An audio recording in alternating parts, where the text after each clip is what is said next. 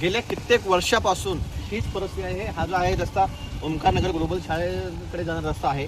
हा जो आहे हा ओमकारनगर ते टाटा पॉवर लाईनकडे रस्ता जाणार आहे, पण रस्ता काही बनत नाही, फक्त खडी टाकणे हे टाकणे आणि जैसे आहे तशीच परिस्थिती आहे। माझी प्रशासनाला विनंती आहे, ही जागा जी आहे ही संपूर्ण गव्हर्नमेंट लँडची जागा आहे, गव्हर्नमेंट लँड आहे हा।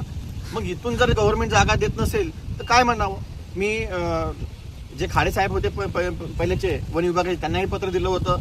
आता मी तहसीलदार साहेबांनाही निवेदन दिलेलं आहे आणि मी निवेदन दिलं आहे, परंतु इतरही सर्वांनी एकत्र येऊन या शाळेतील मुलांना असेल इथल्या रहिवाशांसाठी हा रस्ता बनवून घ्यावा।